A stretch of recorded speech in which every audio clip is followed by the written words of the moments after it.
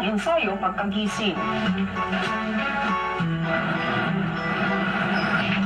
Siyempre ka malabo mata. Medyo wala na pag-kiss mo. Baliw. Hindi, actually, alam mo, mas madali na. Kasi, hindi na ako mag-shift ng isang emosyon to another emotion to another emotion. Ito, kikis lang kami, yun lang. Tapos, Kiss lang pala ha. O sige, dapat take one lang ha. Maya-maya papuspusan na ang pag-aaral ng housemates sa kanilang mga eksena. nag-isip ko din na. Naiisip ko, ganito na lang yung dance. 5, 6, 7, 8. So, 1, 2, 3, 4, 5, 6, 7, 8. Si Tommy sinubukan pang dagdagan ang gustong eksena kay Miho. Ano yun? Excited ka ba sa wedding? Pero? Gabi? Oo. Saan? I give you the ring, we go to Cebu and get married. Oo. Pang-tatlong kiss. Eh? Pang-tatlong kiss. Tatlo? Kasi dalawang kiss sa bahay mo. Isang kiss sa park. Tatlong kiss dito. Bakit? What? Bakit problema? Hindi, wala nga. Hindi, pangit ako. Sinasabi pangit ka? Kasi ikaw, maniwala ka. Walang ano. That's okay. Wala. Wala daw. Kayo? Ano man?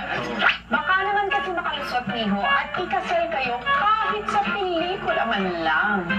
Ikaw naman.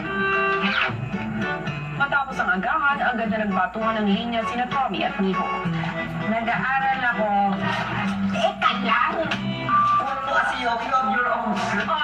That thing, leave it here. Kasi, No, leave it. hindi reading. Hindi!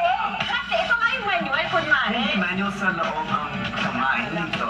It's invisible. Ang dami-dami mong ingay. Ito nga yung manual na ang gusto ko. Oo naman. Pakayami po.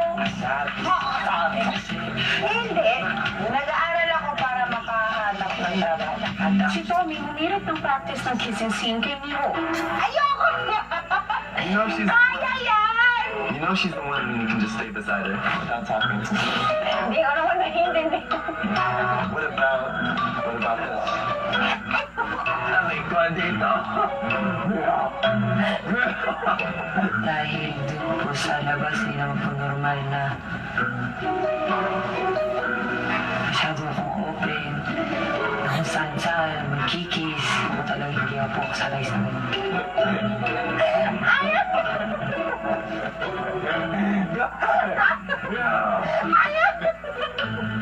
Miho, dahan-dahan dahil baka matanggal mo ang leg ni Tommy.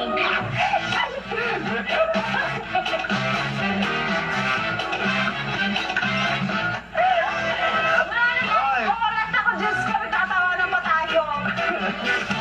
Ilang sagip ay pumasok na ang shooting team ni Direk Jerome Pabok.